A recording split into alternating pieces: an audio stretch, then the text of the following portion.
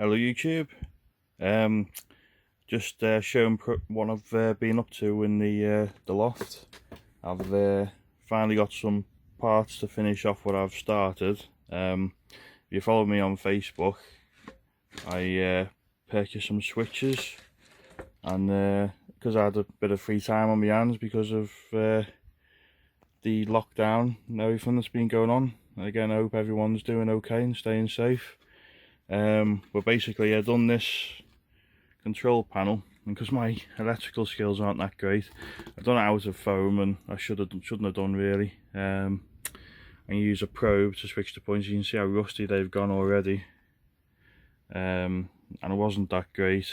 Again, that's how I used to do points when I was a kid, so I just sort of copied it rather than try and learn something different. But because my electric skills are pretty basic, looking round on the internet and Hatton's website, I came across these, and these I thought looked great because there's no soldering involved. You can literally get them, and you screw them into your control panel. I've made this one out of 5mm plywood, and you just see I'm halfway through it now doing it. I've just drilled holes through it. We'll come to them junction boxes in a sec. This is the Hornby version, and basically you get the three wires, two for moving left or right for the point motor, one for the power, and then you get an extra wire that connects underneath. You can see all the wire in there. That's a pico point that I've just done. You get a green looped wire with the pico points. We'll take a look at them in a sec. Again, just helps avoid any soldering, and these are great as well as looking for ways of connecting the point motors. I thought last time I had to solder each of these wires from the point motor to a piece of copper tape, and I thought there must be an easier way to do it than that.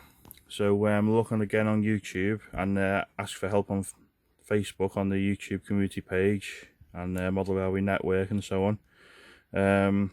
Someone put me on to, I think it's called Chadwick Model Railway channel, and he does some really good videos, how-to videos, and basically got these off Amazon for 12 quid.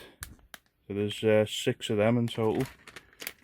I'm only going to need 2 for now, but you can use these for the point motors, you can use them for lighting. So basically you can put all your wires into there. You have one wire at the end that I use to go into the control box. Same again so I suppose for your positive and negative. And so there's your basic box. So you get a cover on it, and the cover just unclips. It's a bit hard to do with one hand, but there you go. So it just unclips, and then when you want to get the power, you can connect all of them. And he says again on the video, you can actually cut these as well, so you can have half of this board powered by one of these, and you can also have a black one, so you don't get mixed up, powering the other half. So you can cut them in half and still use them on the same board. But I've just, because I'm going to use them all up, I've just kept it all as one. And eventually, once this board's fitted onto the front here, I'll hopefully screw these down, and then I can also do the same with the lighting as well. So again, just a little update. Hopefully as well, when I get to tidy up some of these wires, because it's a mess, I'll use these little cable ties. And you can see underneath it's a bit of a mess at the moment. Luckily I've only got about 8 point motors to do so far, and then I've got a toy between whether I'm going to do the narrow gauge and the branch line up at the top. So I'm going to carry on with this, and then I'll come back to how I've got on the second, and then well, probably tomorrow, and then take it from there. Right, just to quickly show what you get with these switch sets. So that's the Hornby type in the packet, and that's how they come in the packet. This is the Pico one, if you want the code, if you want to look it up on the internet. I mean, I found the cheapest was Hatton's. I've also seen them on eBay, and I think you get them in bigger quantities, they're a bit cheaper. So basically, for the Pico point, you get the switch and 3 wires. So you get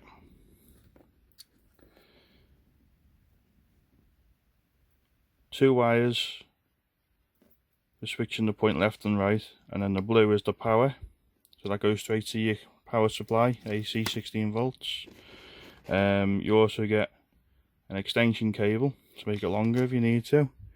And the extension cables literally just clip into each other. So again, no soldering, no joint boxes. This wire I thought was quite clever as well.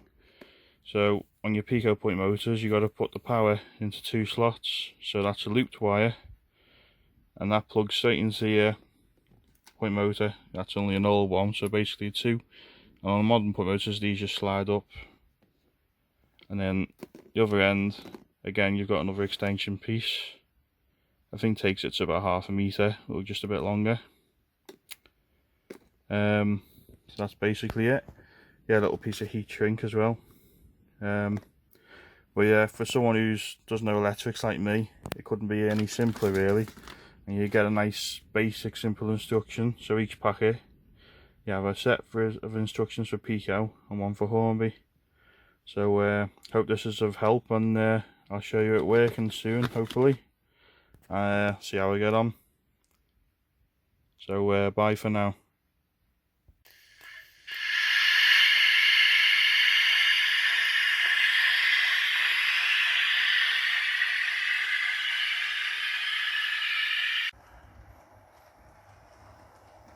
Hello YouTube, I'm back in the loft, and I thought it was about time to try and do some sort of update on the double O gauge layout, as the N gauge is now finished. I haven't actually done a lot, to be honest.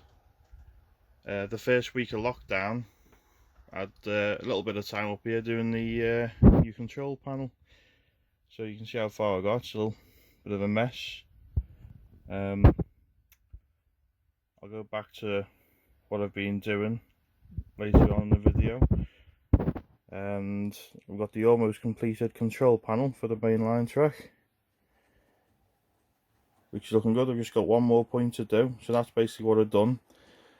And then with all the nice weather we had, I got sidetracked and decided to do a little railway in the garden, as I was told to make the most of the nice weather, and I can't just really, I'm not the sort of person to just sit there doing nothing.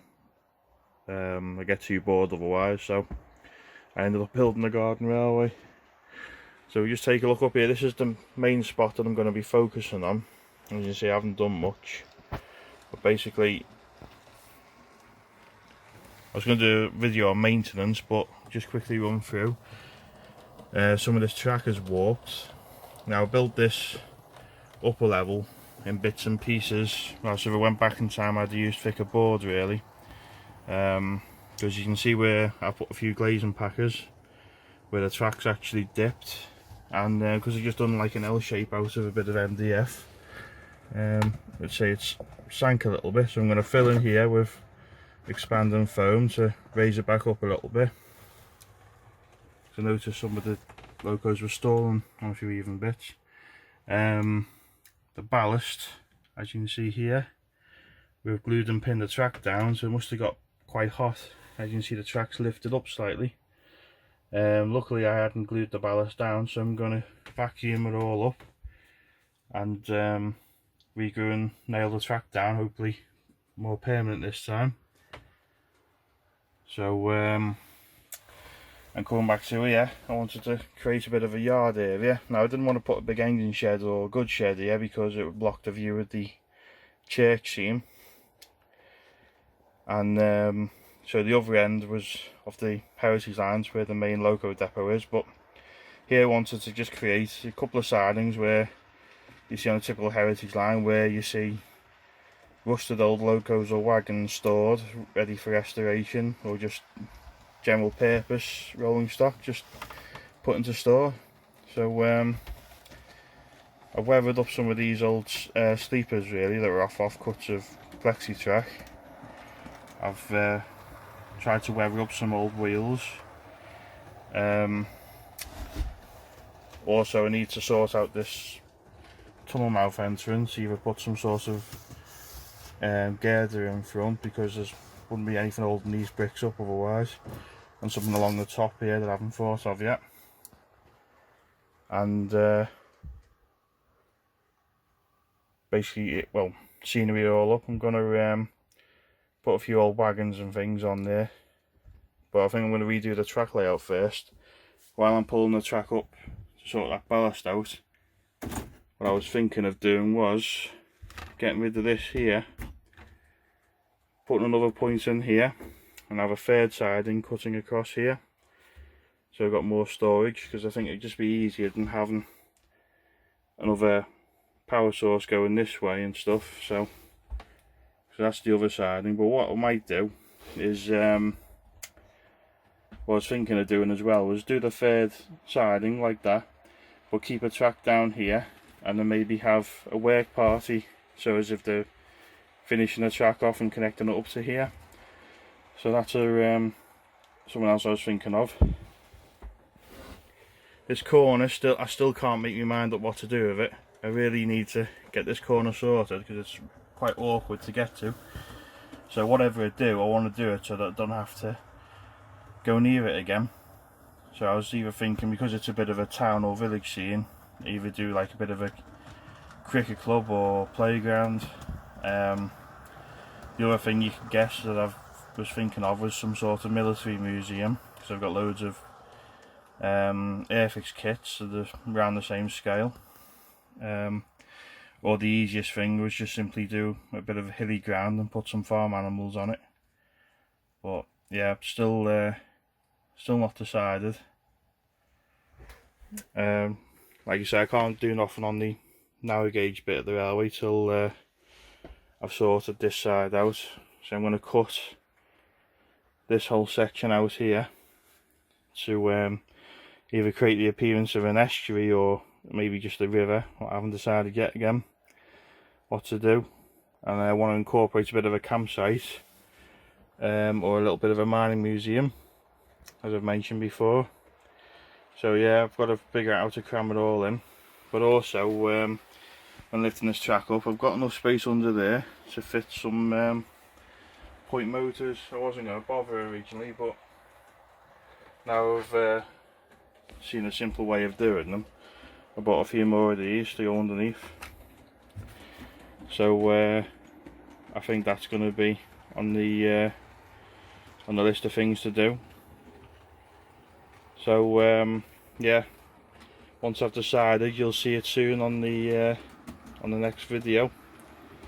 So thanks again for watching, and keep an eye out for the next video.